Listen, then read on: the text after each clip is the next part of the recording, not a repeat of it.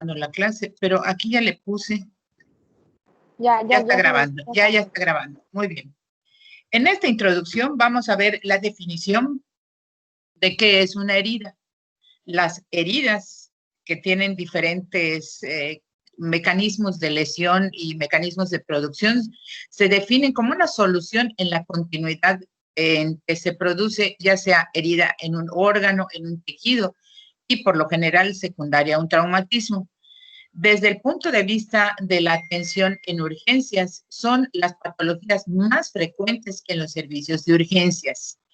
Esto es muy importante para poder catalogar, definir, y cuando nosotros transcribimos la descripción de una herida, tenemos que determinar si es una herida leve, si es una herida de mediana gravedad, o es una herida grave, es una herida muy grave, y todo esto depende de qué, de la profundidad de la herida, es solo la piel, es solo llega hasta el tejido celular, llega a una herida, en el caso de las extremidades, hasta el hueso, la longitud, la extensión, la amplitud, dónde está localizada una herida cerca de un paquete neurovascular es mucho más grave que una herida localizada a nivel de la piel y con tejido muscular.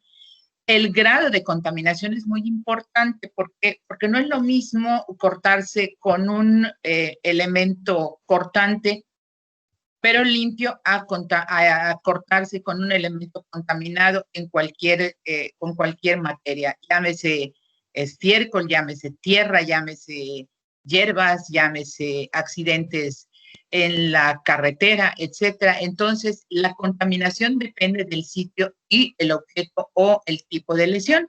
Entonces, como vamos a ver, hay alguna serie de herramientas que la terminología médica nos proporciona, porque el objetivo de tener presente cómo describo yo la herida, la intención es que cuando ustedes leen una nota en un expediente clínico relacionado con la descripción de una herida, una vez que leemos el contenido en la descripción de una herida, nosotros tenemos una idea de lo que vamos a ver, o tenemos una idea muy precisa de cómo vamos a encontrar ese tipo de lesión o ese tejido. ¿Seguimos? ¿Cómo la vamos a manejar? Desde el punto de vista del manejo de las heridas. Perdón, no escucho.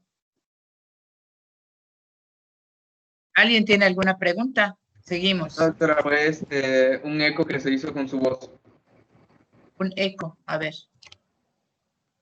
¿Ya no escuchan eco? No, ya no se preocupe. Perfecto. Las heridas, ¿qué acarrean? ¿Cuáles son los riesgos más importantes en una herida dependiendo de su localización, de su extensión, de la magnitud del tipo de lesión, con que fue agredida la persona, fue una herida, fue accidental, fue intencionada? Pues son dos los riesgos muy grandes que acarrea cualquier herida, ya sea intencional o inintencional, como en el caso de las heridas por cirugía, las heridas que nosotros realizamos cuando realizamos una cirugía y hacemos una incisión, hemorragia e infección. Son los dos grandes riesgos. ¿Y cómo se desencadena cuando se produce una herida? Ocurre cualquiera que sea la herida, una herida leve, una herida con una escoriación, una raspadura, siempre va a haber un síndrome inflamatorio donde hay pérdida de sustancia, puede o no haber hemorragia, y hay una alteración en la continuidad de los tejidos. ¿Seguimos? Muy bien. Desde el punto de vista de la fisiopatología de la cicatrización, esto es para poder entender por qué unas heridas cicatrizan más rápido, otras heridas cicatrizan de manera más tardada, por qué una herida infectada o una herida con un proceso infeccioso o en algún sitio en particular tarda más tiempo en sanar dependiendo de la magnitud, el tipo de lesión, la extensión, complicada, no complicada, etcétera.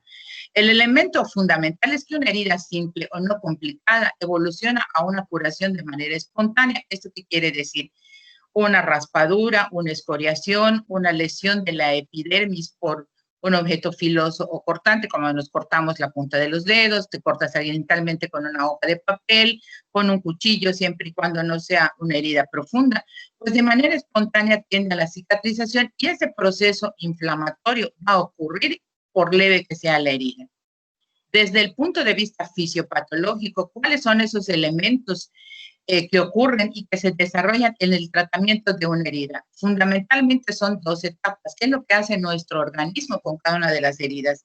Y esto probablemente ustedes lo recuerden cuando vieron histología, de cómo a través de la fagocitosis, de la participación de los leucocitos, nuestro organismo se defiende. Y la primera etapa en la fisiopatología, en la curación de una herida, depende de la primera etapa es de eliminación y limpieza. Nuestro organismo por sí solo tiene que eliminar y limpiar esa herida. Y la segunda fase es la fase de reconstrucción, cicatrización, y que inicie con la proliferación, de celular para hacer luego una etapa de reconstrucción a través de la segunda capa que tenemos en la piel, que es la capa de fibras de colágeno, a través de la cual se comienza a dar un proceso de proliferación y reconstrucción, siempre y cuando haya una eliminación y limpieza de la herida entre el proceso de la fisiopatología como primer punto. Por esto es que una herida, cuando está infectada, cuando hay un proceso infeccioso en cualquier herida, la segunda etapa de proliferación y reconstrucción puede retrasarse o tardar. Esto dependerá del tipo de herida, de la extensión, etcétera, como vimos dentro de los factores de riesgo. A ver, seguimos. Cuando se encuentra un tejido, probablemente lo escuchen o lo han escuchado, si en algún momento dado, bueno, ustedes ahorita en tercer año deberían estar asistiendo a la práctica en las clínicas de medicina familiar, en las áreas de urgencias, donde se realizan las curaciones de pacientes que van por algún tipo de lesión. Hay heridas que producen tejidos que están total o parcialmente desvitalizados. ¿Esto qué quiere decir? Que el tejido está relativamente muerto, o sea, desvitalizado, no hay viabilidad. Puede haber sangre, pueden haber cuerpos extraños y, por supuesto, gérmenes. Esto es muy frecuente en los accidentes graves, en los accidentes de tránsito, donde hay fracturas expuestas, heridas grandes, abiertas, en donde por el sitio donde ocurre podemos encontrar piedras, hierbas, polvo, elementos extraños, o bien aquellas que son infligidas a través de cuerpos extraños, como las heridas por proyectil de arma de fuego, pero ese es otro capítulo. Entonces, ¿qué ocurre desde el punto de vista local a estas lesiones? La respuesta local frente a estas lesiones tiene que cumplir los dos objetivos: limpiar el foco traumático y cualquier material y la acumulación del material necesario para la reparación. Por eso es muy importante limpiar una herida, aún que no tenga ningún signo de infección, hacer una buena limpieza con agua y jabón, con solución yodada. Ahorita vamos a ver cuáles son los elementos que se utilizan. El tejido desvitalizado en una herida más o menos importante, como la de los pacientes con fracturas expuestas, hay que remover. A eso se le conoce como desbridación de tejidos desvitalizados, porque esos tejidos muertos impiden el proceso de limpieza total y de proliferación o cicatrización. Y después de esto viene la formación de colágeno, aumenta la resistencia a la separación de los bordes de la herida. Entonces, eso es lo que normalmente debe ocurrir si la herida está limpia. Y lo último, pues, es la epitelización, que se va a producir ya sea de manera inicial, precoz o bien tardía, pero va a depender si la herida está cerrada o abierta, si está infectada o no. Primero tenemos que combatir la infección para poder favorecer el cierre de esa herida, que puede ser de manera espontánea o bien mediante una serie de procedimientos que vamos a ver a continuación. Seguimos.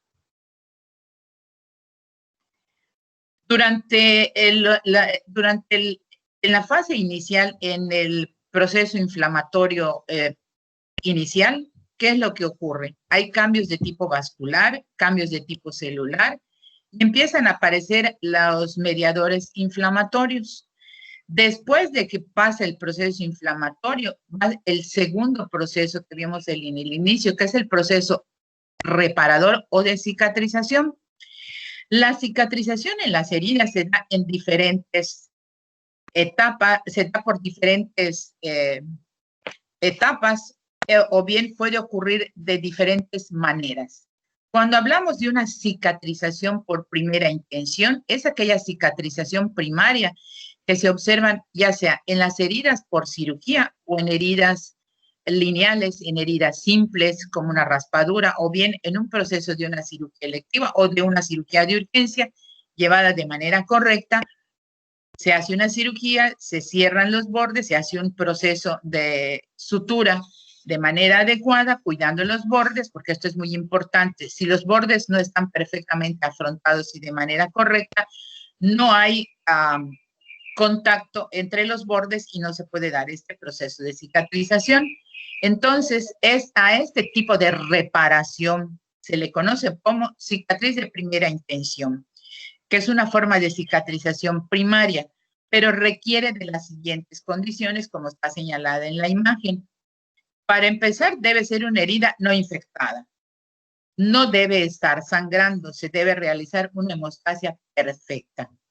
Y el afrontamiento correcto de los bordes en el caso de una herida, ya sea por cirugía o la sutura de una herida por un arma cortante que recibamos en el área de urgencias, tenemos que hacer una buena limpieza, asegurarnos que esa herida no está sangrando, hacer hemostasia y luego hacer la reparación de manera correcta mediante una sutura adecuada donde los bordes queden de manera correcta, afrontando borde con borde para favorecer la cicatrización de primera intención.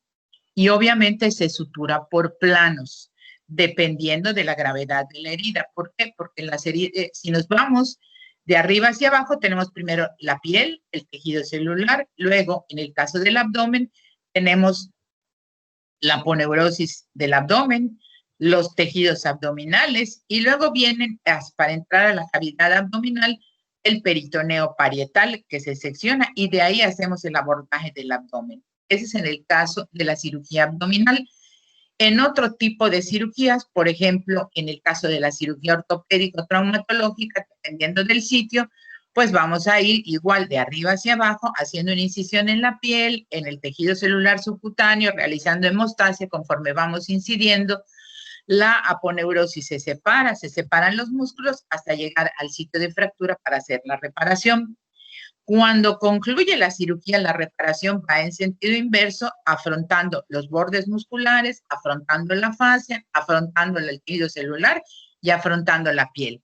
No podemos cerrar la piel en ningún tipo de cirugía si antes no hemos hecho una reparación por planos anatómicos de la herida durante la sutura. A eso se refiere este último punto.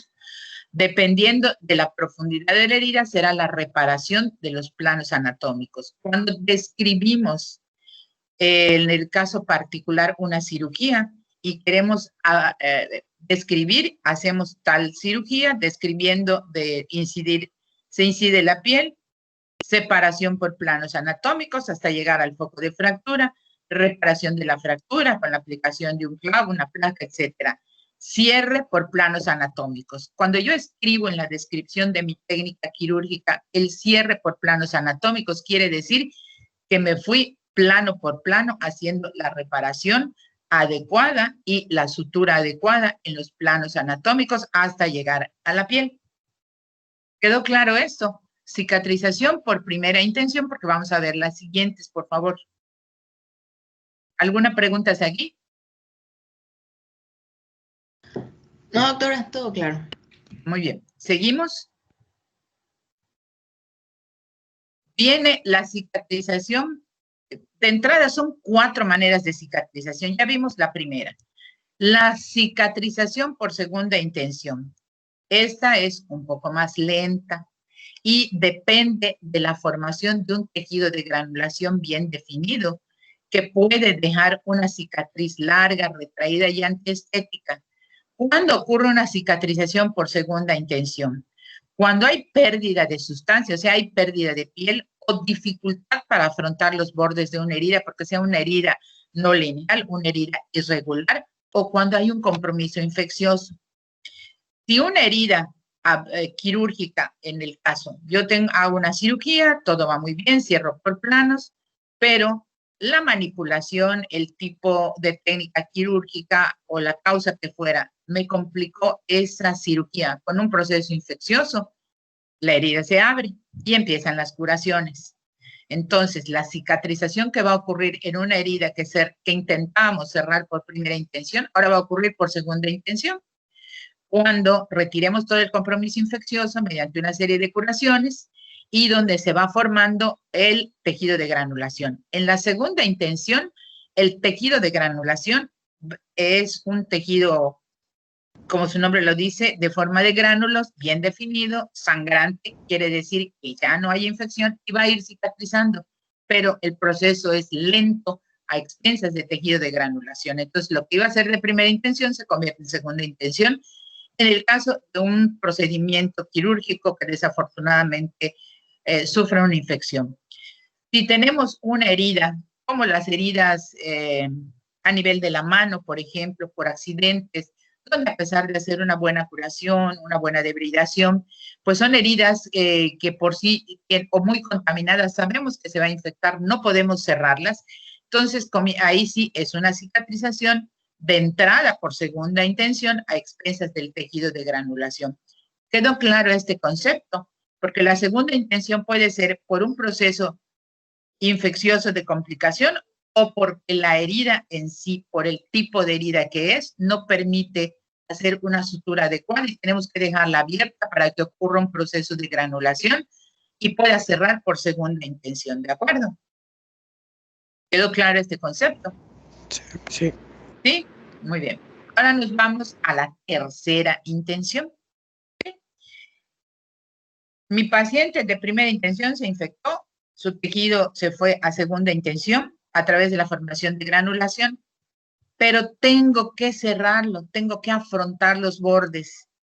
Entonces, cuando reunimos las dos superficies de una herida en fase de granulación, mi cierre será por tercera intención. Ya retiramos el foco infeccioso, ya se formó el tejido de granulación, sin embargo, la piel tengo que afrontarla para que ocurra un cierre de esa piel y un cierre total de la herida. A ese tipo de cierre, cuando realizamos una sutura secundaria, se le conoce como cierre por tercera intención. ¿De acuerdo? Esto es muy clarito.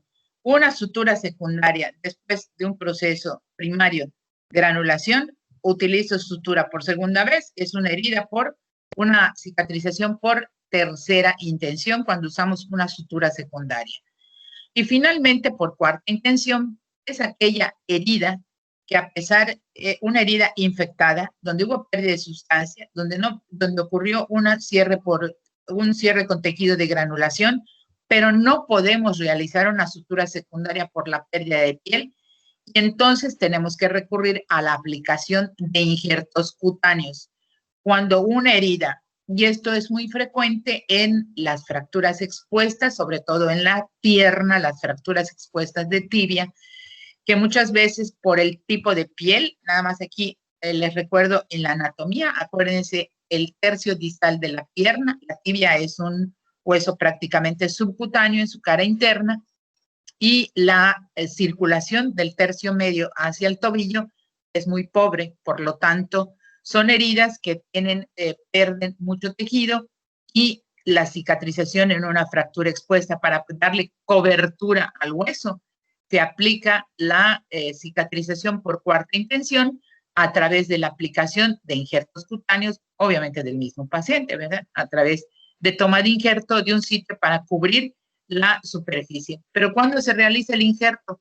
Cuando tenemos la certeza de una herida no infectada, y en este caso en particular, algunos cirujanos, o si no la gran mayoría de los cirujanos plásticos que realizan la aplicación de injertos cutáneos, no aplican ningún tipo de injerto cutáneo en cualquier herida si no tienen un cultivo negativo a cualquier germen. La regla para aplicar un injerto cutáneo en el caso de heridas que han tenido procesos infecciosos y no es posible realizar una sutura secundaria, solamente es mediante la aplicación de injerto cutáneo, pero la condición es cultivo negativo para cualquier germen. ¿Quedó claro? Cuarta intención, injerto cutáneo. ¿Seguimos? Y esto es un esquema de lo que ocurre de abajo hacia afuera. Bueno, el cierre en la primera imagen, ven ustedes y la cicatrización primaria, nos vamos de abajo hacia arriba, ¿verdad? Cerrando por planos anatómicos. En la segunda vemos cómo de adentro hacia afuera se va formando el tejido de granulación y realizamos una sutura secundaria. Aquí, por ejemplo, también el tejido, una formación de tejido de granulación y la formación de la piel, que puede ser que evolucione hacia la piel. Y en la tercera vemos la aplicación de el cierre secundario, aquí el cierre terciario. Ahorita vamos a ver algunas imágenes, seguimos, donde vamos a explicar de acuerdo a los tipos de heridas. Desde el punto de vista de la descripción, decimos que una cicatrización es aséptica o una cicatrización sin sepsis, sin infección, porque sigue todas estas etapas ya descritas en la biología de las heridas, en el caso de una incisión quirúrgica, ¿sí? Donde hay por eso es importante en la cirugía, cuando nosotros realizamos una cirugía, tanto el cirujano como los ayudantes deben manejar con mucho cuidado todos los tejidos para evitar la tracción, la manipulación de tejidos, que solamente nos lleva a la desvitalización y eso nos condiciona o puede condicionarnos un proceso infeccioso. Por eso es que tanto cirujanos como ayudantes tienen que ser muy cuidadosos a la hora de participar en una cirugía, cuando coloquen un separador, cuando les digan, coloca este separador aquí, los tejidos se tienen que manejar de manera suave, de manera adecuada. No podemos jalar, traccionar como si estuviéramos en la carnicería. No, los tejidos se manejan de manera adecuada para evitar un proceso séptico que pueda complicarnos lo que normalmente, como en el caso de las cirugías selectivas. Sin embargo, hay procedimientos quirúrgicos que nos condicionan procesos infecciosos, como son las fracturas expuestas, que tienen más de 6 a 8 horas de exposición. Es una herida contaminada que probablemente se vaya a un cuadro infeccioso. Las apendicitis complicadas con perforación de vísceras en el caso del abdomen o las peritonitis, bueno, pues son procesos infecciosos ya de por sí, y entonces ahí el proceso infeccioso pues va a complicar la cicatrización. Entonces, la unión de los bordes curará rápidamente y con escasa fibrosis conjuntiva. Por eso es importante llevar a cabo una sutura en planos anatómicos de manera correcta. La cicatrización séptica. Si la infección complica la evolución de la herida, entonces la cicatrización, ¿qué pasa? Se torna prolongada y puede demorar semanas o meses, dependiendo del germen, del sitio, de la condición del paciente, del estado nutricional del paciente. Por esto es, en algún momento, ustedes van a ver que a los pacientes que tienen mucho tiempo hospitalizados con algún proceso infeccioso, uno de los suplementos que se les administra que favorece, mejora o fortalece, aparte del sistema inmunológico, pero favorece la cicatrización, es la vitamina C, sobre todo en pacientes que llevan mucho tiempo hospitalizados por una herida infectada o por una herida complicada que está en una cicatrización séptica. A partir de esto, de la definición de qué es una cicatrización aséptica y una cicatrización séptica, comienzan qué pasa desde el punto de vista histológico en las fases de la cicatrización. Hay una aglutinación con la reacción inflamatoria que vimos. Hay una organización, por esto es que las cicatrices cursan con cierto grado de hiperemia o coloración rojiza. Y después viene la fibrosis. Y desde el punto de vista histológico, como está señalado ahí, que esto probablemente, si ustedes recuerdan en histología, ¿qué es lo que pasa?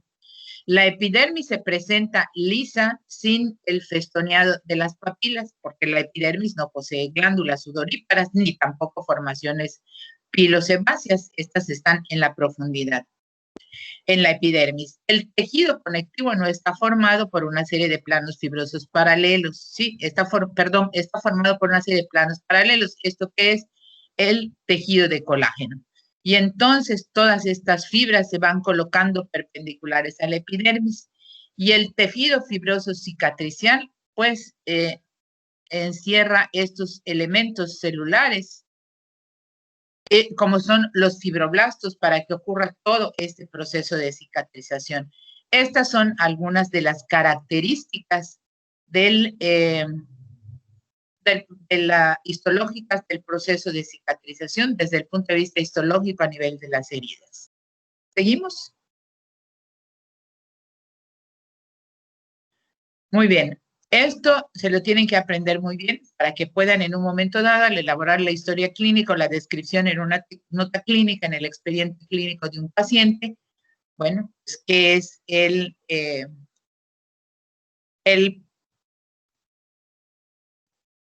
tipo de herida? ¿De acuerdo? Las heridas, en primer lugar, pueden ser abiertas o pueden ser cerradas. Pueden ser simples y pueden ser complicadas. ¿Cuáles son las heridas abiertas? Aquellas donde hay separación de los tejidos y que tienden a infectarse fácilmente. Las heridas cerradas son sin lesión visible, pueden ser graves debido a que no son visibles y pueden causar hematomas. Las heridas simples son las relativamente más comunes, que afectan la piel, no hay daño importante y no comprometen ningún órgano de importancia. ¿Cuáles son las heridas graves? Pues las heridas complicadas, que son extensas, donde hay hemorragia abundante y donde puede haber lesiones en tejidos internos y con o sin perforación. Muy bien. En este esquema, la primera, si tuviéramos que describirla, hablamos de una herida anfractuosa, no es lineal, con bordes irregulares, con exposición, pero al final no deja de ser una herida de lesión, una herida de grado moderado. ¿Por qué? Porque no es una herida profunda. Por eso que hay que describirla en extensión, en profundidad, si está infectada, ¿no? Pero es una herida abierta. Las heridas de la mano, catalogadas como heridas graves, ¿por qué? Por la repercusión funcional que puede tener, pueden ser lineales, pueden ser anfractuosas, pueden ser profundas, pero sobre todo, como ven en esta imagen, bueno, aquí es la gravedad en cuestión de profundidad, es por la participación de la sección de algún tendón que puede complicar la función de la mano. Por eso las heridas en la mano se consideran potencialmente graves por la repercusión funcional al lesionarse de manera accidental en heridas cortantes, sobre todo los tendones que pasan en la capa de la región palmar, que son todos los tendones de la eminencia tenar, hipotenar, y en la parte central, acuérdense que ahí tenemos lo que es la bursa palmar o el retináculo palmar. En la imagen de abajo, en el dedo, eso es un hematoma. Y este hematoma o equimosis que presenta este dedito, por lo general es secundaria a una contusión, donde puede o no haber una fractura. La otra herida es una herida grave en donde vemos una herida con una amputación casi completa, una herida grave por la pérdida del segmento del dedo de la mano. Ante la gravedad, ustedes recuerdan, en la anatomía, pues la circulación arterial corre a lo largo de los bordes internos de los dedos y es importante determinar la gravedad de esta lesión por la posibilidad de necrosis y pérdida de ese segmento seccionado parcialmente a nivel del dedo índice de la mano. ¿Seguimos?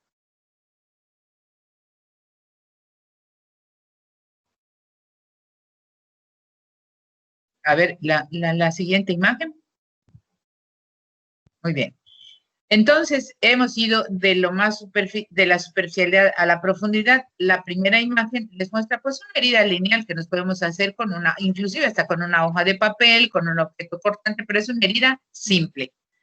La segunda es una herida contusa con una formación de una gran zona de equimosis, así se le llama desde el punto de vista científico a los moretones. No podemos escribir en un expediente clínico usando una terminología médica adecuada.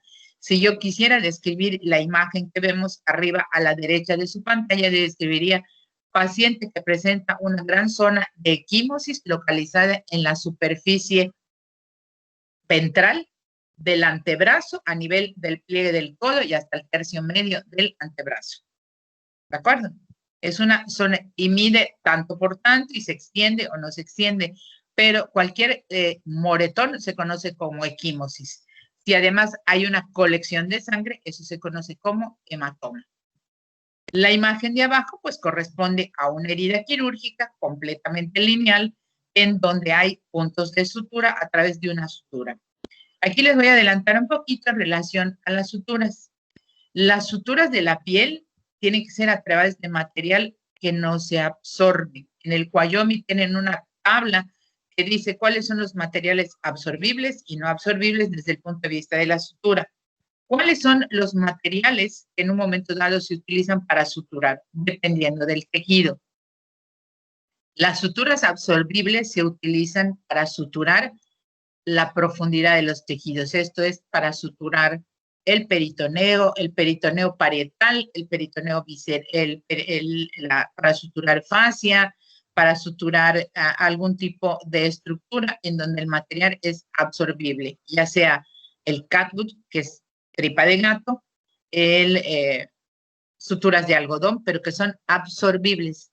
Las suturas no absorbibles son las que van en la piel, como son el nylon, fundamentalmente nylon en la piel, que es el famoso Dermalón, que Dermalón no es un nombre, es una marca comercial y la sutura es de nylon. Y las suturas se catalogan o se solicitan por números partiendo del 0 hacia arriba o hacia abajo. ¿Esto qué es? Si yo solicito una sutura de nylon de 3 ceros, como la que ven en esa imagen, es la ideal para suturar la piel en cualquier sitio, en particular las extremidades, el abdomen, excepto la cara. A mayor número de ceros, la sutura será mucho más delgada hasta llegar a la sutura de 10 u 11 ceros, que son las que se ven en las que utilizan los oftalmólogos para hacer cirugía con microscopio oftalmológico. Las suturas más allá de 3 ceros, 4 ceros, 5 ceros se utilizan para algunas heridas de la cara. Y hay suturas del número 1, del número 2, para estructuras mucho más fuertes, como es la reparación de los tendones a través de esta sutura no absorbible que solamente la utilizamos en reparación tendinosa. ¿Alguna pregunta hasta aquí?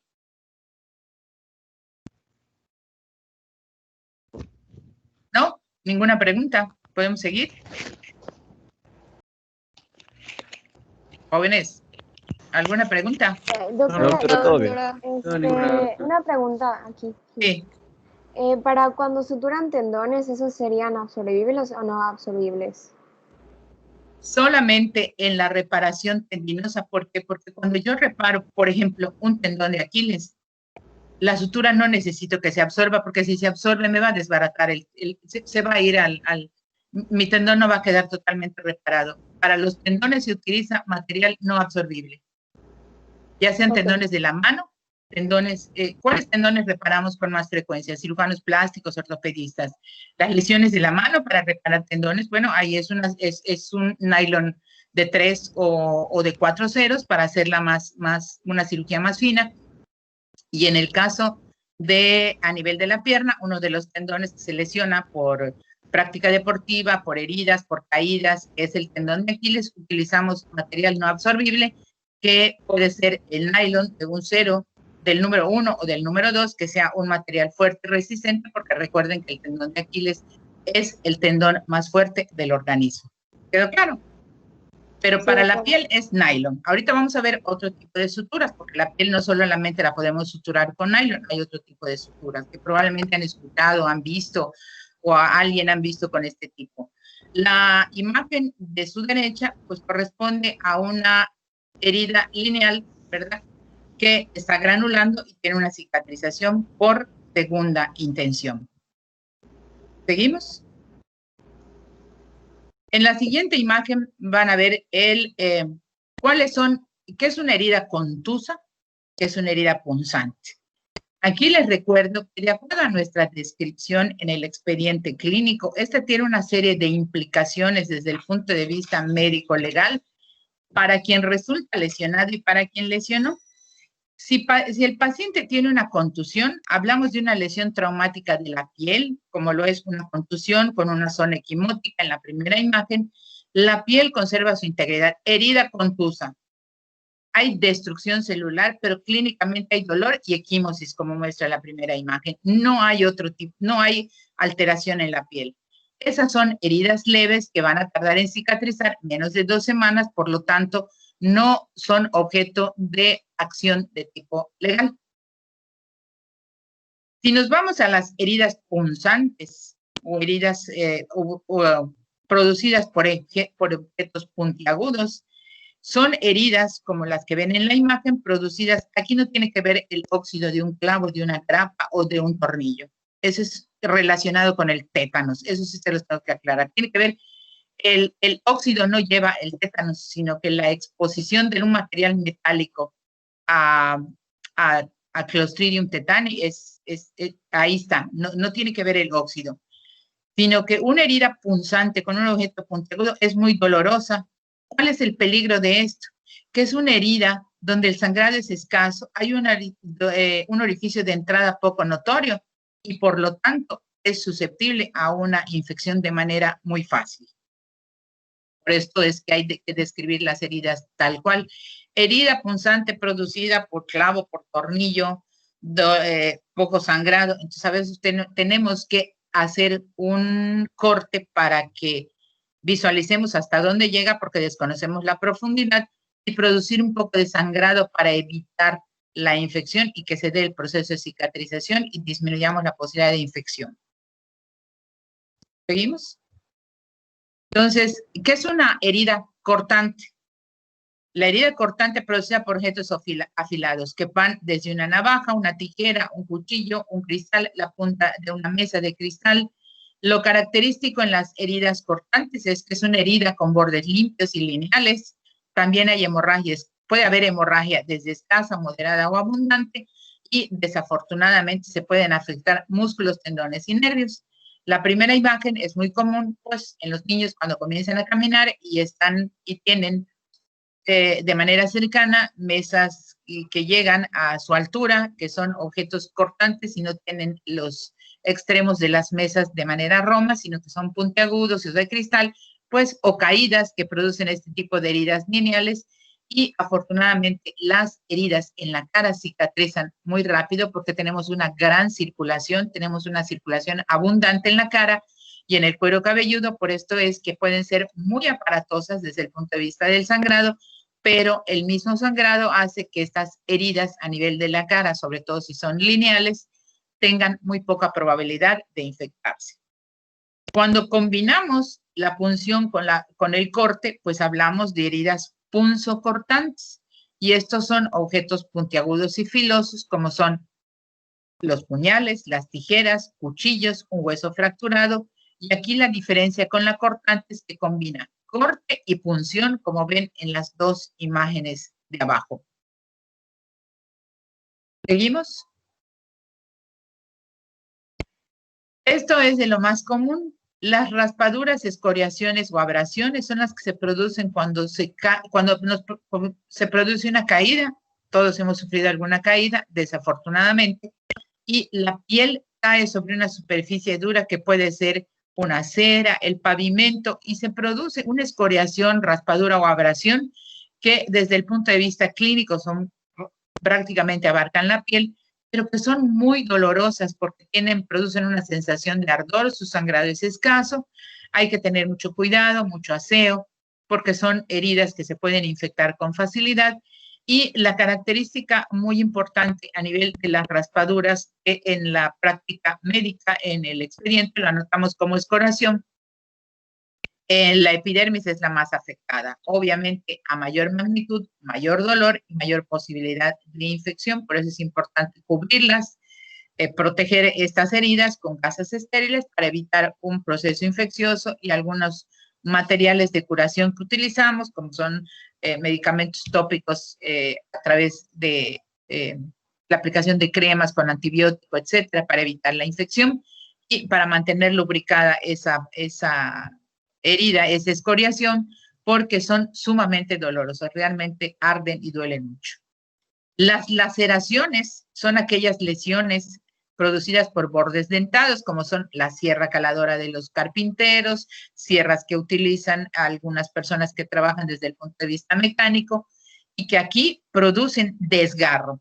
Y la característica en las laceraciones, como ven en la imagen de abajo, a nivel del dedo meñique, son que tienen bordes irregulares. Siempre vamos a encontrar bordes irregulares, por lo tanto hay que regularizar los bordes, hacer un buen aseo para asegurar una buena sutura e impedir un proceso infeccioso. El proceso de curación de las heridas en el manejo inicial, como vamos a ver más adelante, es sumamente importante hacer un buen aseo inicial con agua estéril, con solución fisiológica, con soluciones antisépticas, para llevar por un mecanismo de arrastre, como le llamamos en cirugía, cualquier material y cualquier germen que pudiera acumularse ahí para poder realizar la sutura. Tenemos que realizar un perfecto lavado y asegurarnos de que no queda ningún tejido desvitalizado para poder garantizar una buena cicatrización. ¿Vimos?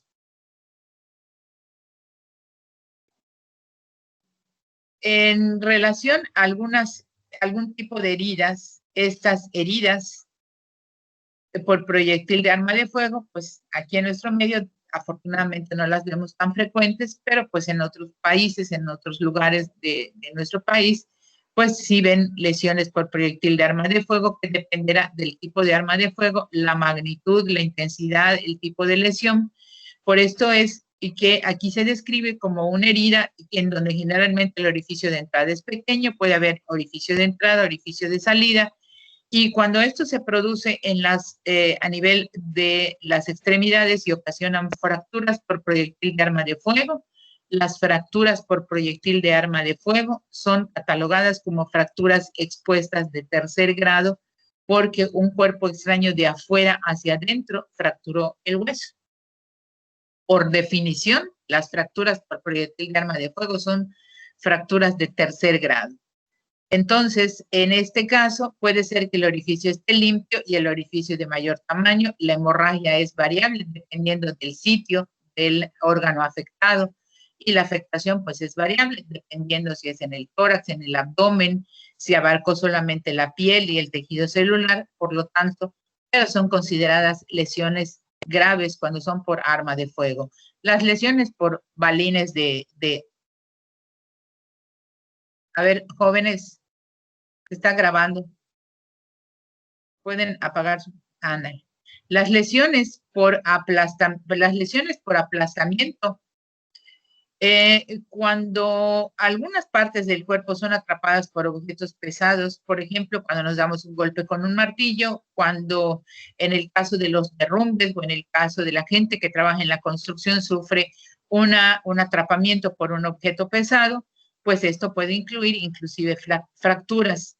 Y en el caso de las lesiones por aplastamiento, bueno, pues esto desafortunadamente cuando ocurren fenómenos como los terremotos o los sismos y personas que fallecen por aplastamiento o lesiones graves por aplastamiento, es porque al caer un objeto pesado sobre algún segmento de nuestro organismo, puede producir tanto lesiones internas como lesiones externas. Por esto es que las lesiones por aplastamiento, cuando ocurre la caída con un objeto pesado, son consideradas lesiones graves, les repito, como en el caso de personas atrapadas en derrumbes, en construcciones, en el caso de los terremotos, etcétera. Lesiones por aplastamiento sencillas, bueno, pues cuando sufrimos un golpe con un objeto no tan pesado como lo es un martillo, una herramienta, pero en el caso de derrumbes sí son consideradas graves porque además de fracturas a nivel de los huesos, podemos sufrir lesiones internas y externas que no necesariamente son visibles. ¿Seguimos? Las lesiones por mordeduras. Aquí quiero señalarles que las lesiones por mordeduras son heridas contusas que pueden haber, donde puede haber avulsión parcial o total. Las mordeduras, sobre todo mordedura de humano a humano, son las lesiones más graves desde el punto de vista de la mordedura, porque la cavidad más contaminada que tenemos los seres humanos se llama la boca.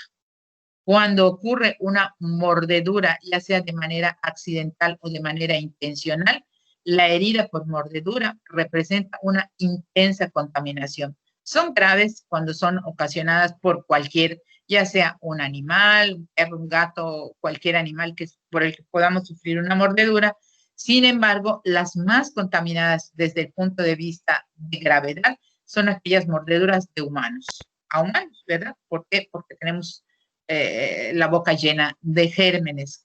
Por eso es que tenemos que hacer y tener mucho cuidado, porque si el germen más frecuente es el estafilococo dorado, llega al hueso, no solamente vamos a tener infección de partes blandas, vamos a tener un proceso infeccioso en el hueso conocido como osteomielitis. Las heridas por amputación son aquellas donde existe una pérdida de los segmentos, ya sea de un segmento, de una parte, una falange, un dedo, de las extremidades, y pueden ser parciales o totales. Generalmente nos referimos a las heridas por amputación cuando perdemos algún segmento, ya sea de manera parcial o total. Herida por amputación con la pérdida del extremo distal del dedo índice, extremo distal del dedo anular, etcétera, o la pérdida de un segmento, como se señala ahí, que puede ser parcial o total. ¿Seguimos?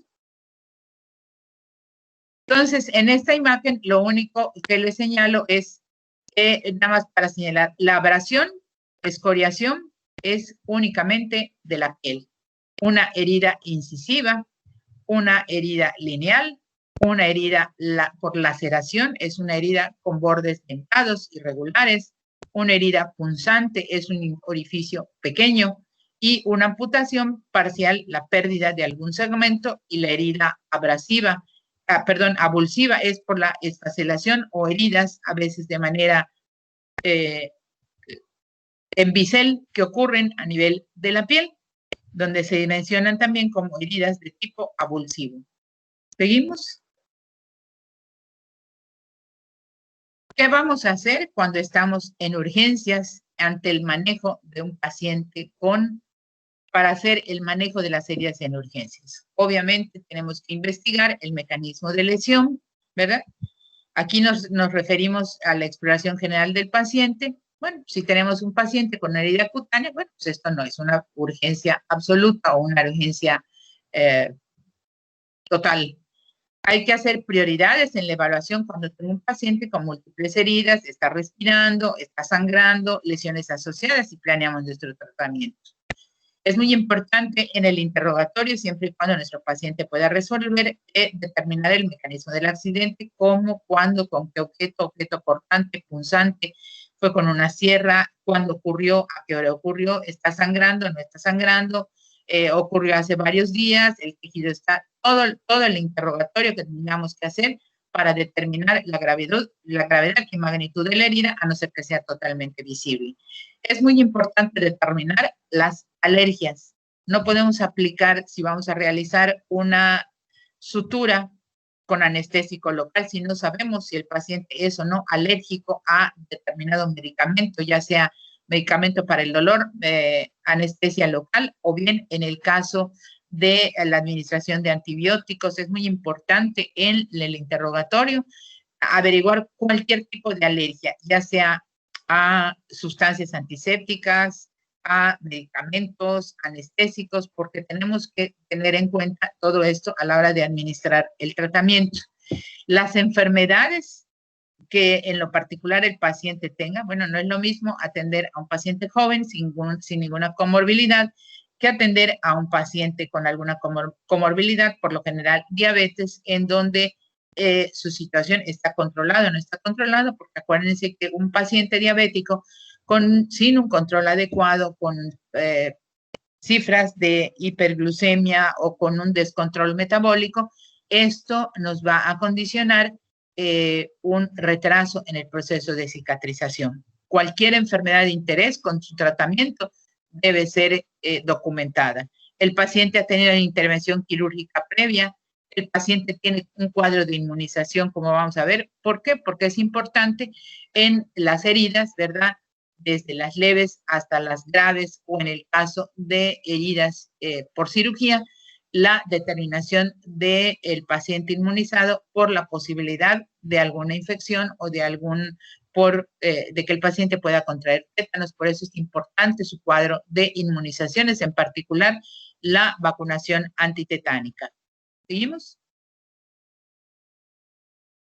Cuando exploramos la herida, tenemos que revisar cuáles son aquellas estructuras anatómicas afectadas en el área de la herida, revisar la piel, el tejido celular, y siempre hay que hacerlo bajo anestesia local mediante la administración, que eso lo vamos a ver en la siguiente clase, es la administración de anestésicos locales, cuáles son, cuánto duran, cómo se utilizan, dónde se infiltra, cómo se infiltra, y dependiendo de la magnitud de la herida podemos hacer una exploración bajo anestesia porque pues no podemos tener a un paciente quejándose de dolor ni el paciente acude con nosotros.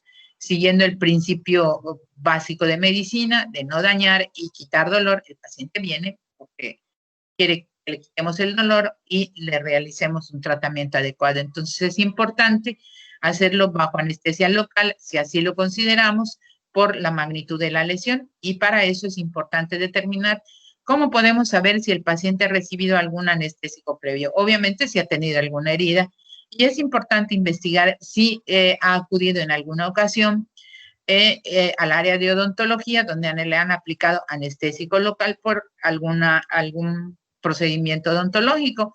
Eso nos puede asegurar que nuestro paciente no es alérgico a cualquiera de los anestésicos locales que utilizamos, como la lidocaína.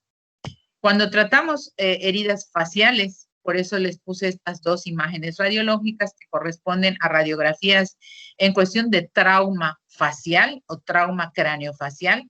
Por ejemplo, pacientes que caen y por la razón que sea, o que son agredidos y sufren traumatismo craneofacial, pero sobre todo facial, pues aquí es muy importante realizar en donde tenemos la sospecha de lesión ósea, porque aquí les recuerdo un poquito de la anatomía. Si ustedes visualizan en la imagen superior, pues tenemos un cráneo, ¿verdad? Donde visualizamos el tabique nasal, los orificios orbitarios, la mandíbula, los huesos cigomáticos.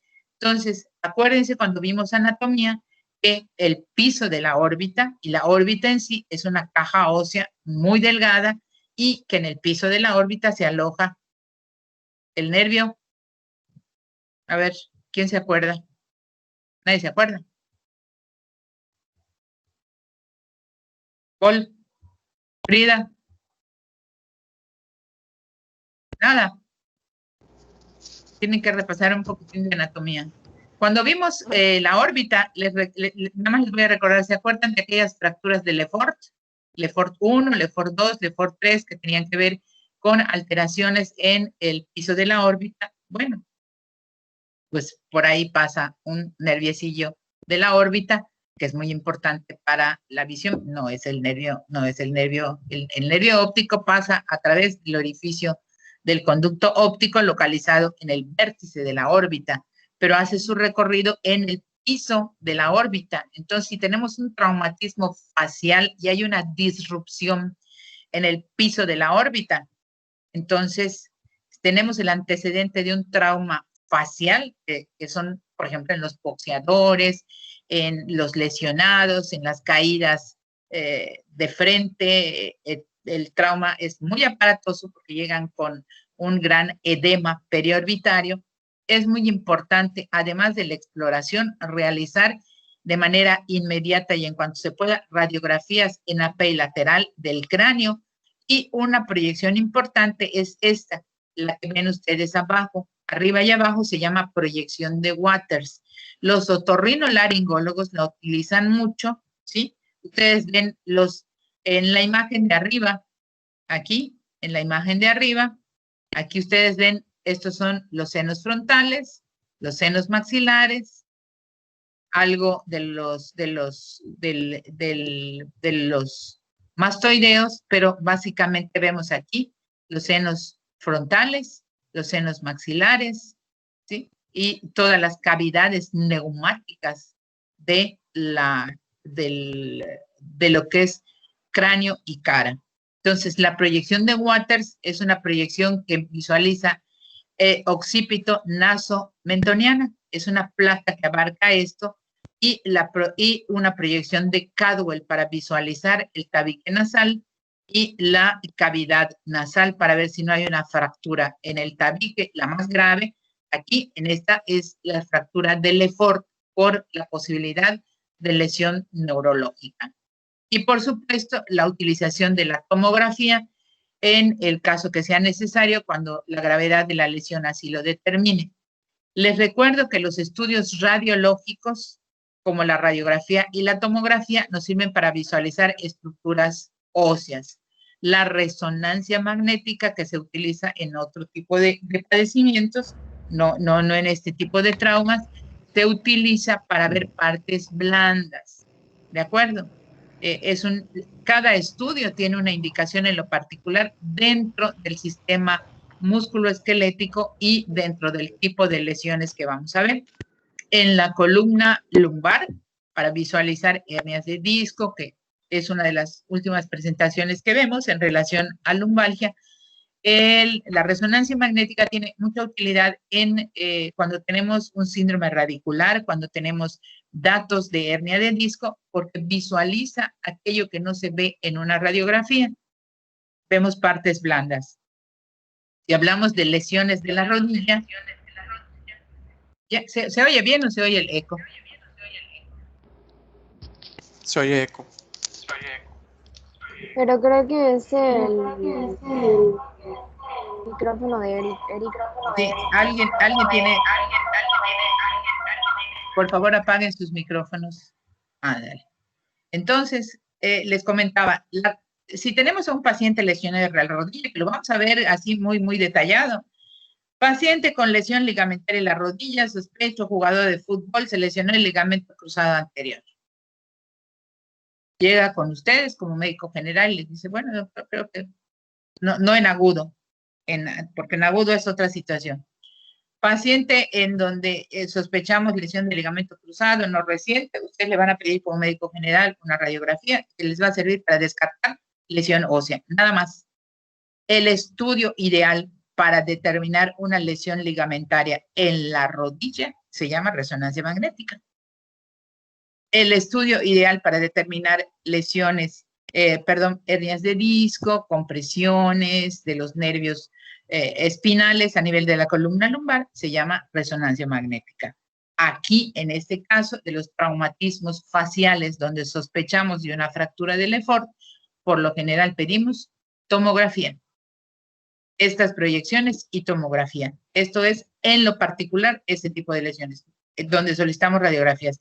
Hay otro tipo de lesiones, como ya vimos, contusiones, abrasiones, laceraciones, etcétera, que son estudios complementarios. Por ejemplo, una mano de un carpintero que fue lesionado con una sierra neumática, con una sierra caladora, perdón, pues ¿qué hacemos? Bueno, reparamos, revisamos la herida y de manera subsecuente o de manera posterior realizamos una radiografía para visualizar si hay alguna fractura en alguno de los huesos de la mano, pero como un estudio complementario. Estas dos proyecciones que les pongo aquí en caso de los traumatismos craneofaciales es porque son de entrada estudios elementales, además de la exploración, porque no tenemos una herida visible en una herida facial, tenemos un gran hematoma, equimosis, edema palpebral, etcétera, pero tenemos que realizar este tipo de radiografías para determinar una lesión ósea y evitar complicaciones mayores. ¿Quedó claro este concepto? Sí. Sí, doctora. Ahorita vamos a la sesión de preguntas y respuestas. Muy bien, seguimos. Entonces, ya hicimos la exploración de la herida. Ahora, ¿qué le voy a hacer? ¿Cómo lo voy a tratar? Dependiendo de la herida, bueno, pues nosotros tenemos que atender a nuestro paciente en la sala de urgencias. El paciente tiene que estar cómodo en una posición adecuada, por lo general acostado. Si solamente trae una lesión simple o una lesión no complicada en la mano, lo puedo dejar sentado y le puedo colocar la mano en una mesita de exploración y en condiciones totalmente asépticas. ¿Eso qué quiere decir? Independientemente de la situación actual, nosotros en el área de urgencias tenemos que portar cubrebocas, con o sin pandemia, esto es ley. Tenemos que utilizar guantes estériles y empezamos a hacer el lavado de la solución a través de solución fisiológica, suero fisiológico, ya sea jabón, solución yodada. Si tenemos áreas pilosas, como en el caso del cuero cabelludo, que son heridas que llegan al área de urgencias de manera muy aparatosa, porque el cuero cabelludo sangra mucho, pero no son lesiones tan graves, pues para poder hacer una sutura tenemos que rasurar el área donde está el cabello. Es muy importante el lavado abundante, abundante. Tiene que ser un lavado, lavado y lavado y lavado, a veces hasta más de 1 litro de solución fisiológica para hacer un buen lavado. Una vez que aseguramos un buen lavado de la herida, dependiendo del sitio, magnitud, región, etcétera, entonces, si decidimos que podemos hacer la sutura o esa herida requiere una sutura, tenemos que infiltrar con anestesia local los bordes de la herida. ¿Cuáles son los anestésicos locales que utilizamos desde el punto de vista que están en las áreas de urgencia? Por lo general, la lidocaína es la famosa xilocaína que ustedes han escuchado, pero xilocaína es la marca comercial. El nombre de la sustancia es la lidocaína y que viene en porcentajes al 1 al 2% y combinada o no con epinefrina, como vamos a ver más adelante. Los anestésicos locales como la mepivacaína y la bupivacaína, ya esa se reserva para manejo dentro del quirófano. Pero en las áreas de urgencias de cualquier clínica de medicina familiar, de una clínica privada, o bien de las áreas de urgencias de cualquier hospital, el anestésico local con el que contamos es lidocaína, que puede ser al 1 o al 2%. Con detalle lo revisamos en la clase de bloqueos y técnicas de bloqueo y lesiones de los plexus, que vamos a ver en la próxima clase. Ahorita que terminemos, comentamos. Al 1 o al 2%. Es muy importante, de acuerdo al sitio, determinar si lo quiero con epinefrina o sin epinefrina. Como ejemplo, si yo tengo una herida en la punta del dedo, del pie o de la mano, voy a utilizar lidocaína al 1 o al 2%, a veces es indistinto utilizar una o la otra, pero mi condición es que aquellas zonas distales donde hay posibilidad de necrosis, como son la punta de los dedos, en algunas regiones anatómicas en particular, como a nivel de la nariz, no utilizamos epinefrina. ¿Por qué? ¿Cuál es el efecto secundario de la epinefrina a nivel vascular? ¿Qué es lo que produce cuando lo administramos? Vasoconstricción. Vasoconstricción. Vasoconstricción, perfecto. Entonces, si yo tengo la punta de mi dedo lesionada y ya me reconstruyeron esa herida por un corte, ¿voy a utilizar con epinefrina? Por supuesto que no. ¿Por qué? Porque voy a producir vasoconstricción y esto me va a agravar la situación ya per se que tiene mi herida. Entonces, como ven, la lidocaína con o sin epinefrina dependerá del tipo de herida. Pero, ¿cuándo sí puedo utilizar epinefrina? Por ponerles un ejemplo, cuando veamos túnel del carpo lo van a ver. Cuando yo hago una cirugía del síndrome del túnel del carpo para liberar el nervio mediano y hago la incisión a nivel de la palma de la mano, pues hay mucha grasita, hay un poquito de sangrado. Habitualmente es una cirugía con un torniquete que me evita ver sangre durante la cirugía. Y entonces lo que hacemos es infiltrar con epinefrina para disminuir mi posibilidad de sangrado.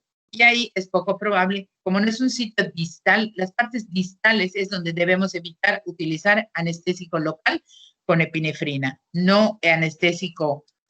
Podemos utilizar anestésico con epinefrina en algunas otras regiones, pero en las partes distales, como son heridas en la punta de los dedos, de las manos, del pie, la punta de la nariz, a nivel de alguna sutura, a nivel del pabellón auricular, etcétera, donde haya posibilidad de necrosis o sitios distales, evitar el anestésico local con lidocaína, con epinefrina, perdón, cualquiera que esto sea.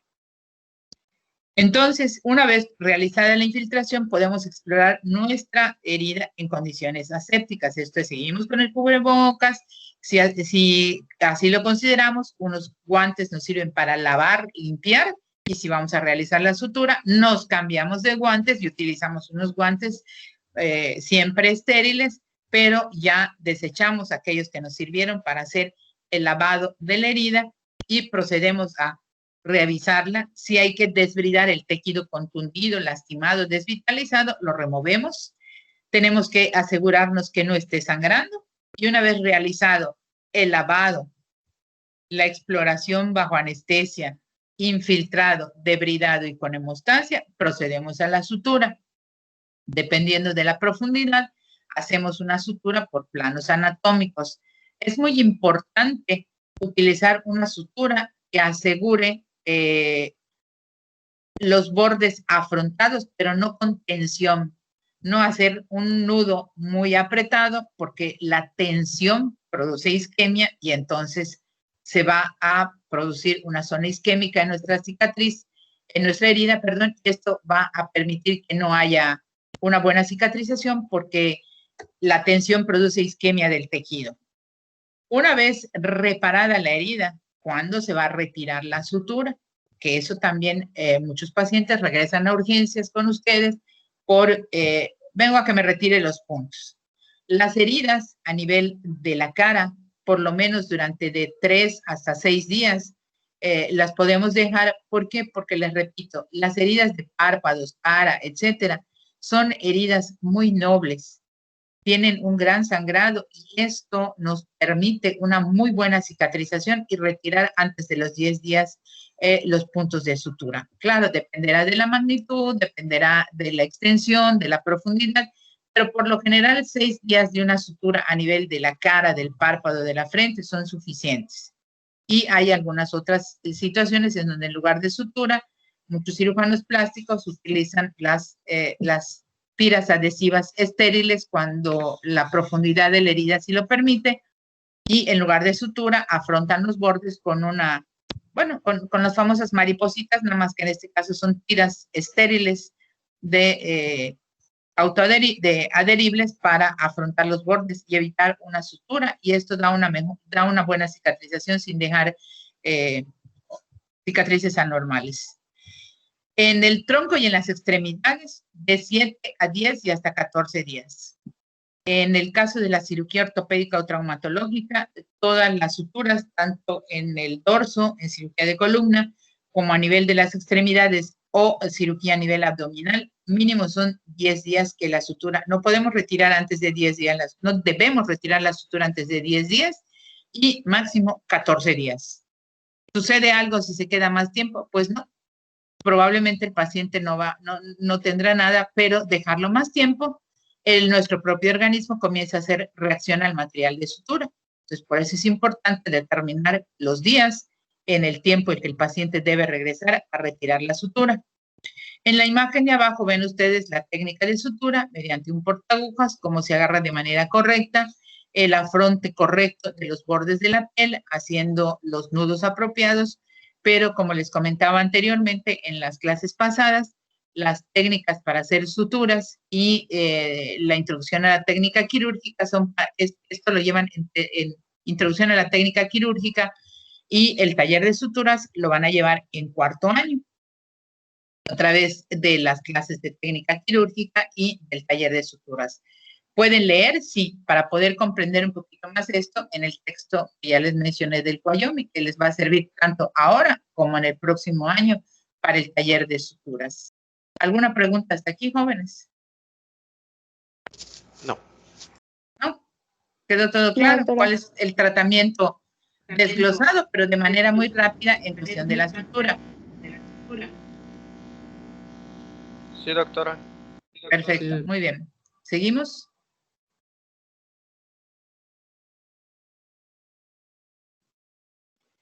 En este esquema es solamente para señalarles, de acuerdo al esquema de vacunación que rige en nuestro país, cómo está, qué debo hacer con un paciente con una herida.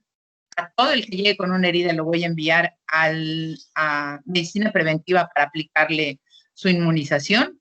La inmunización antitetánica, ¿cómo debe ser? ¿La pasiva o la activa? Vamos a empezar por que todos los pacientes, todas las personas debemos tener nuestra profilaxis antitetánica por cualquier situación. La profilaxis antitetánica, en el caso de los pacientes con herida, se divide en 2 partes.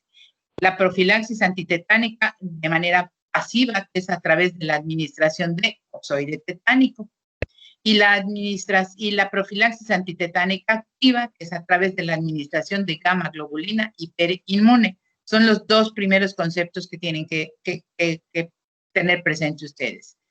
Si tengo a un paciente que tiene una herida limpia y pequeña, pero puede estar vacunado hace menos de 5 años o no vacunado, bueno, pues, por lo general, no. ¿De acuerdo? Estamos hablando de heridas pequeñas, limpias. Si el paciente tiene vacunación de hace más de 6 años, de 5 años, perdón, pero menos de 10, mi recomendación ante cualquier herida limpia, no infectada, no contaminada, ¿cuál va a ser? Por favor, pase a medicina preventiva y le van a aplicar su esquema de vacunación a través de inmunización pasiva, que es toxoide tetánico. ¿De acuerdo? Si el paciente hace más de 10 años que se vacunó, la misma situación. Vacunado o no, herida pequeña y limpia, nuestra recomendación, si el paciente no ha recibido vacunación o ya pasaron más de 5 años o nunca ha sido vacunado, es favorecer la profilaxis antitetánica, recomendar la profilaxis antitetánica, no porque le vaya a dar tétanos, sino sencillamente porque tiene una herida pequeña, limpia, pero inicie su profilaxis antitetánica, donde en medicina preventiva le van a administrar esta dosis, 0.5 mililitros de toxoide tetánico y luego su refuerzo, etcétera, etcétera, de tal modo que el paciente puede iniciar un esquema de vacunación con profilaxis antitetánica a través de toxoide tetánico. Esto es inmunización pasiva. Sí quedó clara esta parte, ¿verdad? Ahora, si es una herida amplia, contaminada, con posibilidades de tétanos por la magnitud, por el sitio, etcétera, no le voy a poner toxoide. Si está vacunado, le tengo que administrar toxoide y gamma globulina. Entonces tengo que combinar las dos. Aparte de la dosis de gamma globulina hiperinmune, tengo que darle toxoide tetánico. De cualquier modo, se administran los dos, ¿sí? El paciente, en el caso de una herida contaminada, tenemos que manejar los dos esquemas. Primero, de entrada, su dosis de gamma globulina hiperinmune, porque hay que tener mucho cuidado con esto. De 250 unidades de gamma globulina hiperinmune, porque acuérdense que no es derivada de humano. La gran mayoría en las áreas de medicina preventiva hasta el día de hoy es de suero de caballo.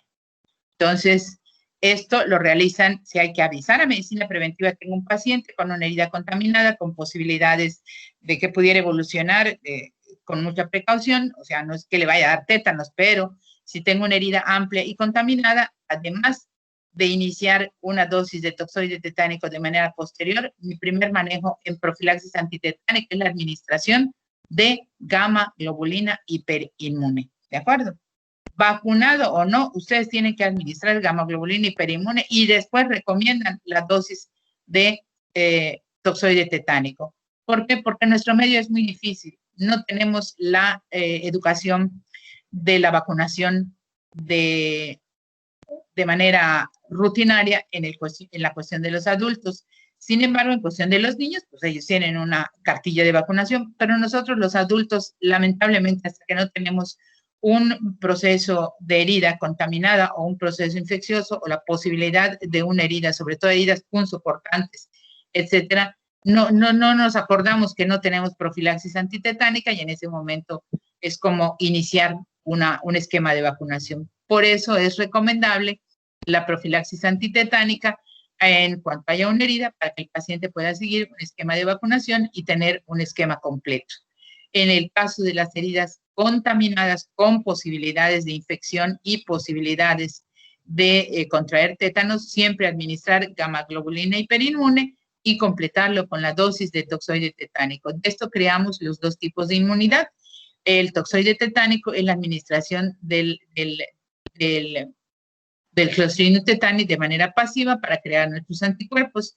Y el otro, bueno, se lo saben, es la administración de gamma globulina a través de elementos activos que nos permiten en un momento dado activar más allá nuestro sistema inmunológico para esto. ¿Quedó clara la profilaxis antitetánica, la importancia de esto?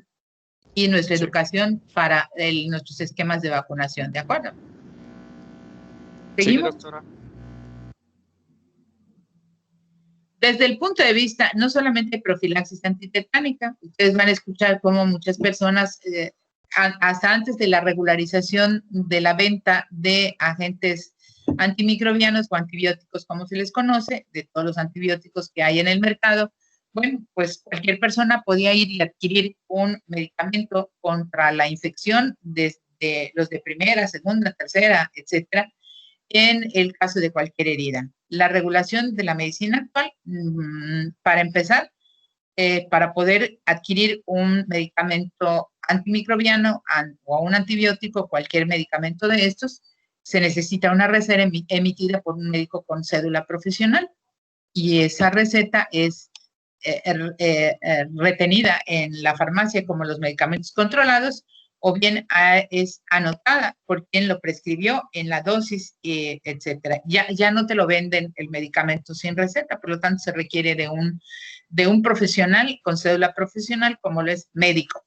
no cédula profesional ni de enfermería, ni de rehabilitación, tiene que ser prescrito un antibiótico por un médico general, médico especialista, etcétera.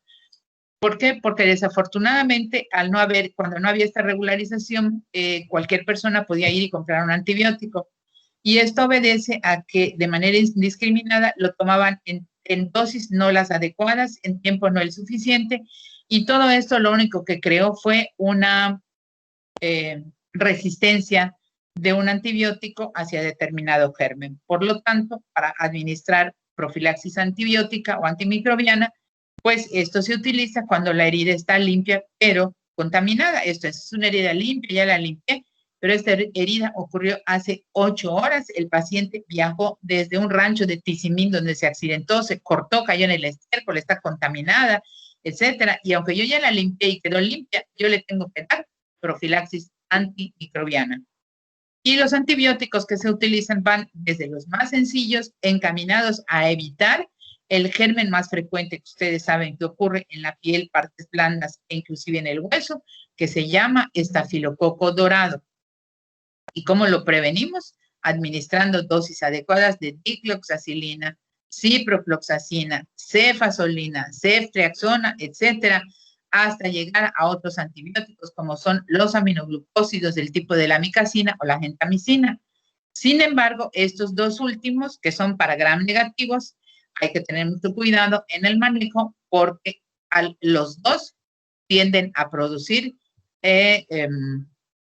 problemas a nivel de riñón. Amicacina o gentamicina, por eso es importante determinar si el paciente tiene alguna comorbilidad. Lo más frecuente es la administración de dicloxacilina o ciprofloxacina para prevenir alguna infección. Y en el caso de pacientes que han sido intervenidos, donde hay algún procedimiento quirúrgico que fue tardado o donde una gran manipulación de tejidos, o en el caso de las cirugías articulares, donde vamos a poner un implante del tipo de una prótesis de cadera o rodilla, por lo general se utiliza profilaxis antimicrobiana para prevenir la posibilidad de infección y disminuir el riesgo de complicaciones en cirugía ortopédica, sobre todo de tipo articular. La analgesia. Es importante en cualquier paciente con una herida, cualquiera que ésta sea, evitar el ácido acetilsalicílico o aspirina y sus derivados. ¿Por qué? Porque ustedes saben que el ácido acetilsalicílico funciona como, aparte de que es un analgésico, Antiagregante plaquetario. Antiagregante plaquetario para evitar, entonces, si funciona como antiagregante plaquetario, ¿qué es lo que va a pasar? Si yo administro aspirina, bueno, pues obviamente voy a retrasar el proceso de cicatrización de una herida no complicada y el analgésico que más frecuentemente utilizamos es el acetaminofén o paracetamol en dosis de 500 miligramos cada 8 horas o cada 12 horas, dependiendo de la dosis respuesta al dolor, y el ketorolaco de 10 miligramos que se puede utilizar por corto tiempo también porque se metaboliza vía renal, en donde el ketorolaco también tiene función analgésica, pero también es desinflamatorio y no más de una semana. No más de una semana el ketorolaco, sin embargo el paracetamol se puede administrar y en la medida que ocurre el proceso de cicatrización, en esa medida ocurre la disminución del dolor. A mayor cicatrización, a mejor cicatrización, el dolor va disminuyendo y la posibilidad de infección obviamente se va alejando. Los antibióticos se administran en un tiempo regular, no menos de 10 días después de ocurrida la lesión. Cualquiera que estos de los que están aquí señalados, dicloxacilina, ciprofloxacina, pero su prescripción tiene que ser mediante receta médica por un médico que tenga cédula profesional, les repito, porque si no el paciente no se lo pueden, no le pueden surtir, no se lo pueden vender en cualquier farmacia. Esto ya es una ley en todo el mundo, que solamente los médicos graduados estamos capacitados para emitir una receta por antimicrobianos para evitar estos procesos de resistencia y alta resistencia a los antibióticos. Muy bien, comenzamos la sesión de preguntas y respuestas uno a uno. Por favor, levanten su mano para que podamos contestar las preguntas con relación a este tema del manejo de fisiopatología y manejo de las heridas y vamos respondiendo una a una. A ver, Sergio Kiao, veo tu manita levantada, hijo. Sí, doctora, buen día. Tengo una pregunta. No entendí muy bien cómo se generan las heridas abulsivas. A ver, permíteme. Las heridas abulsivas. Podemos poner el esquema. A ver, aquí está. Una más, una más, una más.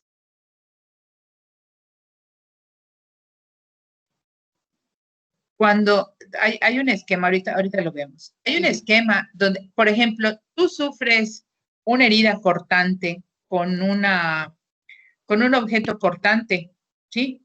Que levanta la piel sin la pérdida total en bisel. Esa es una herida abulsiva. Sí, lo han visto o en algún momento lo han escuchado o es como un arrancamiento, como una abulsión. No es un corte total, Okay, ¿sí? okay, Ingrid. Entonces, sí, ya. De otras heridas se puede derivar a la abulsiva, ¿no? Claro.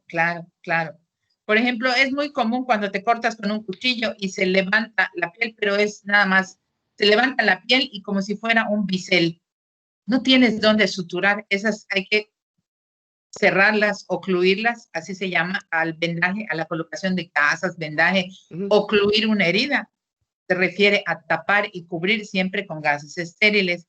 Esa es otra parte que no está aquí. Podemos irnos, a ver, después de que ya terminé todo este procedimiento, el procedimiento de lavado, sutura, etcétera, etcétera. Y ahora, ¿qué sigue? ¿Con qué la tapo? ¿Con qué la cubro?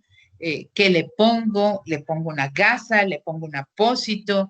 ¿Le pongo algún tipo de sustancia, etcétera? ¿No? Dependerá del tamaño de la incisión. Por lo general, acuérdense que todo el material que utilizamos siempre es material estéril. Tiene que ser gasas estériles, ¿sí? Tienen que ser apósitos estériles, ¿verdad? Si pienso que mi herida va a estar sangrando durante un tiempo porque la propia herida es así, como en una quirúrgica, pues colocamos un vendaje un poco más grueso para no estar cambiando y exponiendo esa herida limpia en cada momento. Y dependerá de dónde está situado. Por ejemplo, ¿ustedes han visto alguna cesárea? ¿Alguno de ustedes ha entrado en alguna cesárea? ¿O han visto pacientes posoperados de una cesárea? Eric, ¿tú has visto alguna? No. Pues a un paciente después, sí, o sea, familiares, pero no he visto ninguna cesárea. Ajá, bueno, entonces estos pacientes después de una cesárea tienen un apósito, tienen un vendaje en el abdomen, ¿de acuerdo? Que es una manera de asegurar la protección de esa herida con un vendaje elástico en el caso de las cesáreas. En el caso de las heridas a nivel de las extremidades, cubrimos con una gasa y colocamos un vendaje. Pero no es un vendaje para inmovilizar, es un vendaje para ocluir la herida. ¿Por qué? Porque, por ejemplo, en el antebrazo no podemos pegar tela adhesiva. Vamos a levantarle todo el vello y la piel a ese paciente. Entonces colocamos gasas y la forma de detener la cubierta de esas heridas es a través de la colocación de un vendaje elástico, por un lado. Y las heridas de la cabeza, bueno, pues acuérdense que es muy difícil por el tipo, pues por el cabello colocar ahí, y por lo general se colocan gasas y se cubre también con un vendaje elástico, ¿sí? Entonces, hay algunos sitios que permiten colocar gasa y tela adhesiva directa, como las heridas superficiales, porque van a ser cubiertas durante algún tiempo nada más, pero en el caso de las heridas que necesitan la oclusión y estar cubiertas o estar cubiertas con gasas o apósito por lo menos durante 10 días en lo que se retiran los puntos, pues hay que utilizar vendaje elástico como método de oclusión para detener y para poder mantener en su sitio ya sean gasas o apósitos. ¿Quedó contestada la pregunta? Sí, doctora, gracias. ¿Alguna otra pregunta, jóvenes? Yo tengo una duda, doctora. A ver, Iván. ¿Qué sucede cuando la herida está en un lugar? O sea, yo tengo que suturar un lugar que es de un lugar que se mueve, donde la piel hace movimiento, como alguna parte de una de las articulaciones, como digamos, por ejemplo, los pliegues del codo, la rodilla, lugares que la piel tiene mucho movimiento. Se hace exactamente el mismo procedimiento. Por ejemplo, se hace el mismo procedimiento de sutura de una herida, se ocluye y se venda, colocando un vendaje, como vamos a ver en los vendajes, por ejemplo, a nivel del codo, por ejemplo, en esta que dice abrasión. Si yo tuviera esta herida, en lugar de ser una abrasión, fuera una herida incisiva y ya la suturé, ¿cómo la voy a cubrir? Ya la suturé, le pongo gasas y coloco un vendaje que me haga un 8 en la articulación, porque recuérdense que para el tobillo, para el codo y la rodilla en sitios de flexión, por ejemplo, hay que hacer un 8 para evitar interrumpir circulación de los círculos arteriales de codo, de rodilla o a nivel del tobillo, y que esto puede en un momento dado alterar el proceso de cicatrización. Sí, sí recuerdan, ¿verdad? Sí, quedó contestada tu pregunta. Sí, Sí, sí, gracias. colocan un vendaje, no pasa nada en el sitio de la flexión si tu cirugía es, si tu sutura es la adecuada. A ver, Andreita. Yo tenía una duda, doctora, de la diferencia entre cicatrización por segunda intención y tercera intención. A ver, regresamos a la lámina que dice cicatrización por segunda intención. Vamos a empezar otra vez. Cicatrización por primera intención. Por lo general es la herida simple o la herida quirúrgica, ¿de acuerdo? Hago una cirugía electiva, tengo que abrir la piel para llegar a la fractura, reduzco la fractura, inmovilizo la fractura, coloco el implante, cierro por planos anatómicos, suturo mi herida, no hay proceso infeccioso, no hay sangrado, no hay nada. A los 10 días retiro los puntos. Eso se llama cicatrización por Primera intención. Muy bien. Segundo caso. Segunda intención. De entrada, el tejido que se forma, que me va a cicatrizar por segunda intención, es un tejido de granulación. ¿Cuándo ocurre esto? Cuando yo hago una cirugía a través de la sutura de una herida en donde por el tipo de lesión no puedo afrontar los bordes de una herida o cuando hubo una infección de esa herida. Si yo paso el primer caso, en lugar de tener una cicatriz, hago una cirugía, por ejemplo, cirugía a nivel del fémur, hago una incisión lateral, hago mi abordaje, el muslo tiene una gran cantidad de sangrado, tengo que llegar por el tabique, reduzco la fractura del fémur, coloco un clavo, pero por alguna razón que pueden existir en el número de factores, yo hago mi primera sutura, etcétera, pero a los 3 o 4 días después de hacer la cirugía, antes de darle alta al paciente, por esa cicatriz comienza a escurrir líquido purulento. ¿Qué hay? Infección, ¿verdad? ¿Y qué tengo que hacer? Quitar los puntos de sutura de esa herida y entonces hacer una desbridación y lavar porque hay un proceso infeccioso. El tejido que se va a formar cuando yo retire y haga mis curaciones y el proceso infeccioso ceda, ¿cómo se llama? Tejido de granulación. Y entonces comienza una cicatrización por segunda intención. Cuando el proceso infeccioso esté remitido y tenga yo un buen tejido de granulación, tengo que realizar una sutura secundaria. Y entonces ya estoy en la tercera intención. ¿De acuerdo? Disculpe, quedó? ¿puedo repetir la tercera intención? ¿Cómo? ¿Puede repetir la de la tercera intención, por favor? Si yo ya tuve mi cicatrización con un tejido de granulación, porque ya hay un proceso infeccioso que remitió, hay tejido de granulación, pero tengo que unir los bordes de la herida. Me explico, tengo que hacer que se dé una cicatrización cuando afronto los dos bordes de la herida en fase de granulación y sin infección. Esa es una sutura secundaria. El realizar una sutura secundaria se llama cicatrización por tercera intención. Ok, muchas gracias. ¿Sí? Muy bien. Sí. A ver, Doctora, Eric. entonces la diferencia, perdón, Sí. la diferencia entre segunda y tercera nada más es la intervención quirúrgica, porque los dos son de granulación. Paciente que evoluciona con tejido de granulación a nivel de la herida quirúrgica. Está ocurriendo un proceso de cicatrización por segunda intención, porque solo es tejido de granulación. Ahí no interviene mi mano para que yo suture.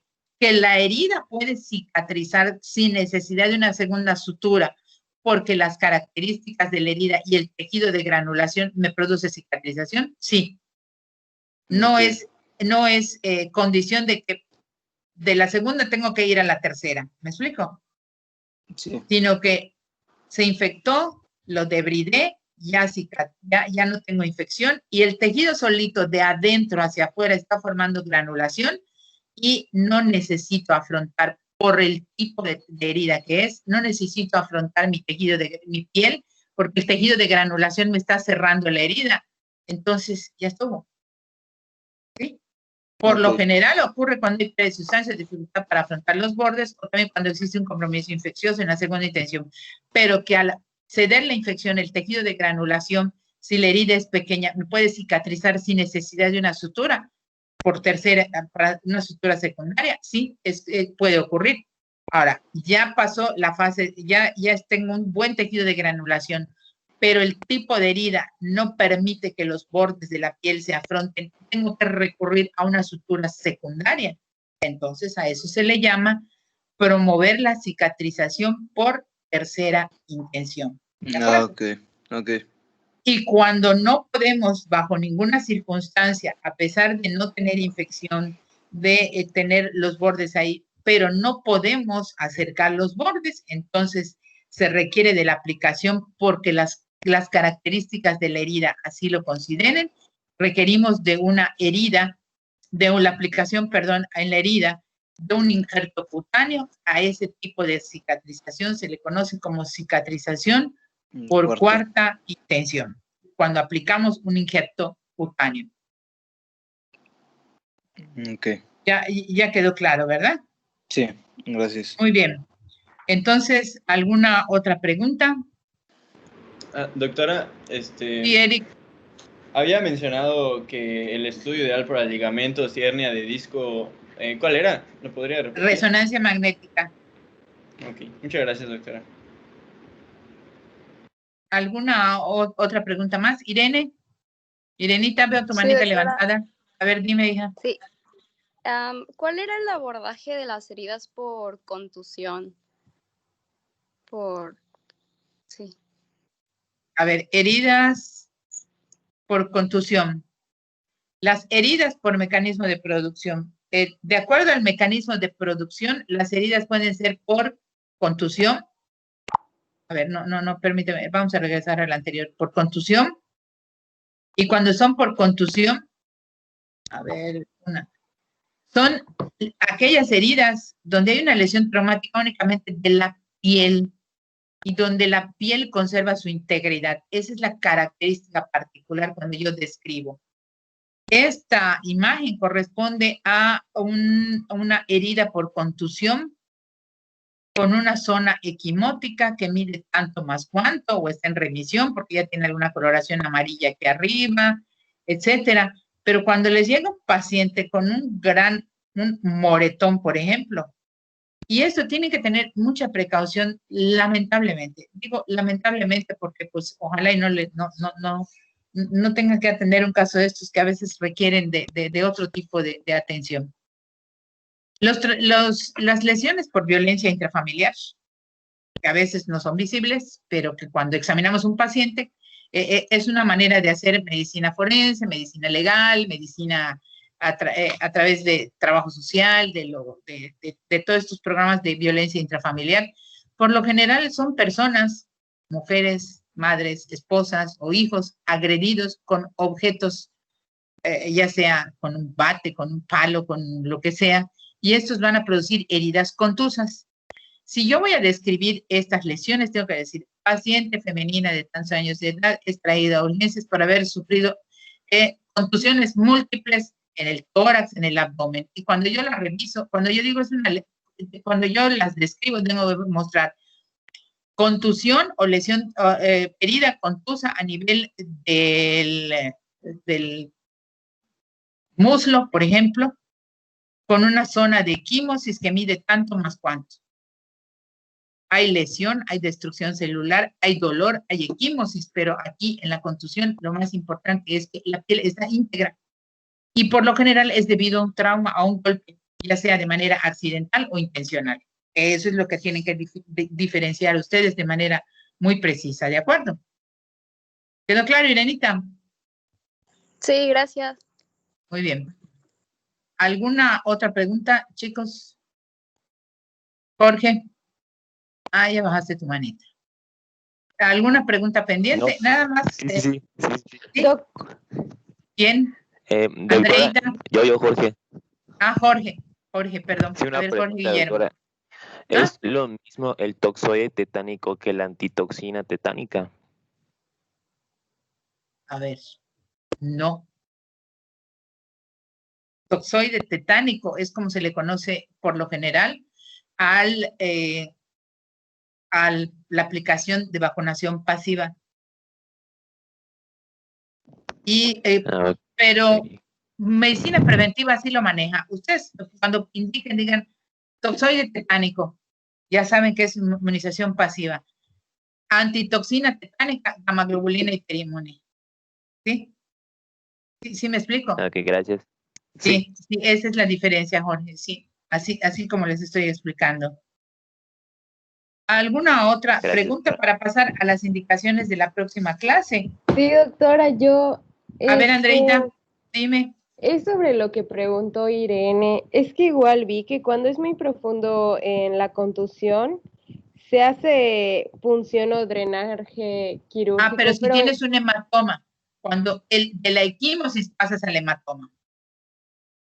Cuando no solamente es lo morado, sino que hay una colección de sangre, entonces sí es equimosis más hematoma. ¿Ya? ¿Quedó claro? Ok, doctora, gracias. Sí. Entonces, las instrucciones para la siguiente clase, yo voy a subir la presentación. Vamos a ver cómo arreglamos esto de la presentación para que ahí la tengamos. De todas maneras, sube al archivo. Yo la voy a subir al Teams. Vamos a ver las generalidades. ¿Qué es? Otra vez volvemos a las contusiones. ¿Qué es un esguince? ¿Qué es una fractura? ¿Y qué es una luxación? Dice contusiones y esguinces, fracturas y luxaciones. Ese tema quedaría para... A ver, Julio, ¿cuál es tu pregunta, cariño, antes de seguir? Hola, buenos días, doctora. Una duda. Buenos días. ¿Cuál es la importancia de debridar la herida? Remover tejido muerto.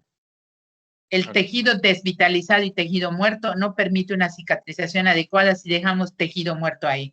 ¿Cuál es el tejido muerto? Blanquecino, amarillento, sin sangrado. Entonces tenemos que debridar hasta ver un poquito de sangrado que nos asegura la cicatrización. Entonces, les repito, la próxima clase estaremos revisando las generalidades sobre los esguinces, fracturas, luxaciones, básicamente esguinces, fracturas, luxaciones, y repetimos un poco más de qué es un esguince, qué es una fractura, qué es una luxación, que es una fractura luxación porque hay combinados, y estas son las generalidades que vamos a ver en la próxima clase del martes. ¿De acuerdo? Entonces, muy bien. En este momento concluimos la clase. Voy a suspender la grabación, si me permiten. Doctora, tengo una pregunta.